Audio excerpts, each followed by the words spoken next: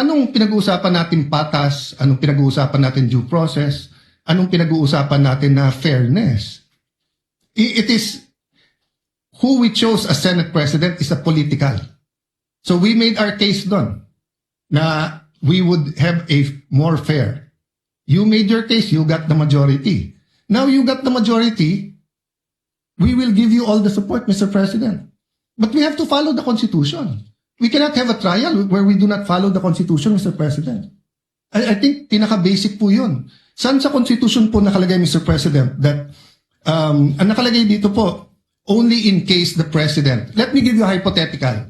God forbid, God forbid may mangyari sa Pangulong Marcos, maging Pangulo ngayon po, si Sara Duterte. My view is tuloy yung impeachment. Pero, ang magpre-preside na yung Chief Justice. O pwede ba tayo magbotohan na wag yung Chief Justice ang, wag yung Chief Justice ang mag-preside? So how is it possible that today, we're starting out on the wrong foot by arguing who will preside when the Constitution already settled it, Mr. President? So I appeal to my colleagues. There are a lot of accommodations, there are a lot of things, may bigayan talaga dito. May botohan, may caucus, may in-camera discussions. Pero pagdating kung sino magpre-preside na malinaw sa konstitusyon, huwag na natin pag-awayan yun. The prosecution is here. I think they're ready. The defense is here. I think they're ready.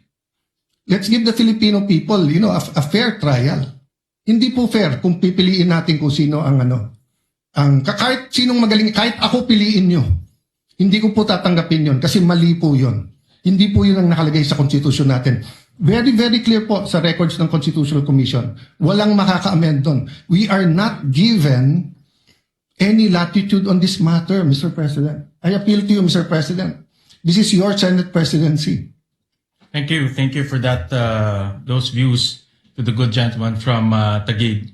Kanina po, nabanggit ko ho na in my manifestation as the Senate President, that resolution number 39 or the rules of procedure on impeachment trial as amended shall continue to apply.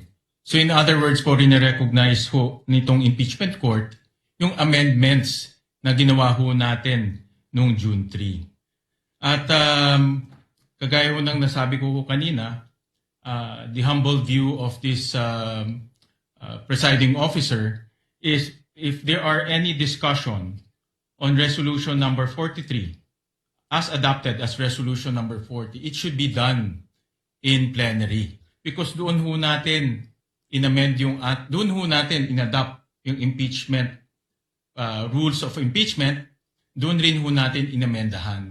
At nabigyan naman po ng oportunidad ang bawat isa para magkomento, magbigay ng pahayag, magbigay ho ng kanilang legal opinion. Pero at that time, wala naman po ang nag-object at inadopt po ng Senado in a legislative body.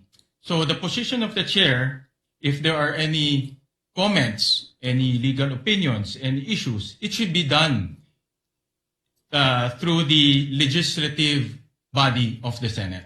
Mr. President, there's no conflict, Mr. President. With your permission, Mr. President. There's no conflict. If you want to discuss it, in 3 weeks may session na tayo.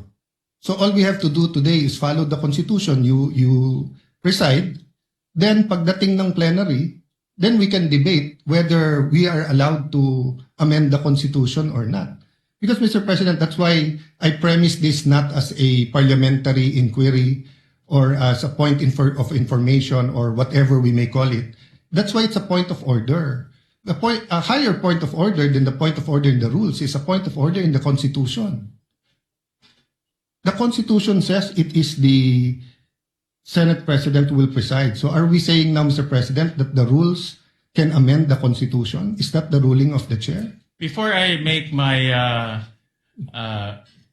final ruling on this matter, may I recognize the gentleman from Pampanga, Senator Kiko Pangilinan.